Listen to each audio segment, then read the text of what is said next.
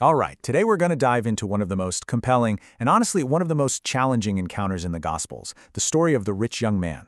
It's such a powerful story about what it really costs to follow a higher calling and what it means to be almost there. Okay, let's get right into it. So our story kicks off here in verse 16. And I mean, the question couldn't have higher stakes. Now you got to understand, this isn't a trick question from an opponent. This is a sincere, almost desperate plea from someone who is genuinely searching for the path to eternal life. He is asking the ultimate question. So who is this guy, really? Well, the Gospels paint this picture of an incredibly admirable person. He's not some villain or a hypocrite, far from it. He's a righteous, young, rich ruler. By all accounts, he has everything going for him. And this is absolutely crucial to get from the start. By any human standard, this man is a model citizen, right? He's earnest, he's respectful, he's morally clean. If you were going to pick a perfect candidate for the kingdom of heaven, it's probably him. So, in response to this huge question, Jesus doesn't start with some kind of puzzle. He begins with the standard, expected answer that any righteous Jew would know. He starts with the absolute fundamentals. So here in verse 17, Jesus lays out the first test, and it's totally straightforward. The path to life? It's rooted in the law of Moses. Look, this isn't new information for the young man. This is the very foundation of his entire religious life. Now, the young man's follow-up question in verse 18, that is so telling. It just shows how sincere he is. He wants to be absolutely positive he hasn't missed a single thing. He's eager, to check all the boxes and make sure he's on the right path. The list that Jesus gives him here is really significant. He mentions the core social commandments. These are the laws that govern how we treat other people. They represent the external, the measurable standards of what it means to be a good and moral person in the community. And here in verse 20, we get his confident reply. He's done all this. He's totally passed the test of outward righteousness. But listen to that last kind of haunting phrase, "What lack I yet?" He can feel it.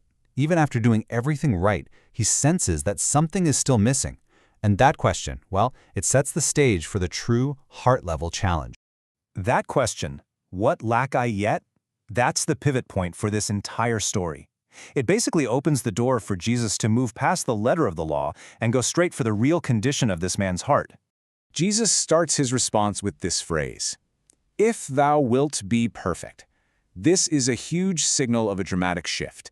He's raising the bar from just being good, which is all about keeping rules, to being perfect, which is a much higher calling of complete wholeness and devotion to God. Okay, so the critical point in verse 21 is this. Jesus gives him a command that is tailor-made for him. This isn't some universal law that every single person has to sell everything they own. No, it's a very specific spiritual diagnosis, targeting the one thing that has taken first place in his heart, and that's his wealth. And we have to be crystal clear about what follow me meant in this context. This wasn't just a call to, adopt a new belief system.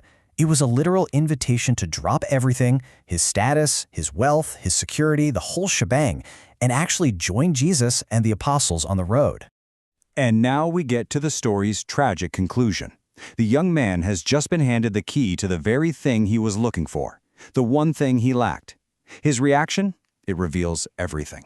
And right here in verse 22, the story just ends. He walks away. But not in anger or defiance, right? He walks away sorrowful. That sorrow comes from this impossible conflict inside him. He sincerely wants eternal life, but he just can't let go of his attachment to his great possessions. He found the one thing he wasn't willing to sacrifice. So this whole encounter isn't just about one man's failure. It introduces this timeless archetype that we see over and over again. The person who is morally good, who is so close to the kingdom, but is held back by a failure of the heart. And this chart just brilliantly illustrates this recurring theme in Jesus' teachings. You've got the rich young ruler. He kept the commandments, but he was attached to his wealth. Then there's the elder brother in the prodigal son story. He was loyal and obedient, but he totally lacked compassion. And the first laborers? They worked hard all day, but they valued fairness way more than the master's grace. See the pattern? All of them were good people by human standards, but they all fell short of what true discipleship really is. This story just perfectly distinguishes between these two paths. See, goodness is about following the rules, being a decent person. But discipleship, what Jesus is actually calling for, is something way more radical. It's a total surrender of the heart, a place where our love for God is put above everything else we have or everything we value. So the ultimate takeaway here is this really profound insight. Goodness that isn't rooted in a surrendered heart, it's ultimately going to lead to one of two places. It leads to the pride of the elder brother, or it leads to the sorrow of the rich young ruler. You can come right up to the very edge of the kingdom and still miss it by that single final step of the heart. And that, of course, leaves us with a pretty piercing question. The young man's big obstacle was his great wealth, but this ancient story forces us to look at our own lives and ask a tough question. What are our great possessions? What are the attachments, the comforts, or the securities that we might be unwilling to surrender if Christ asked us to?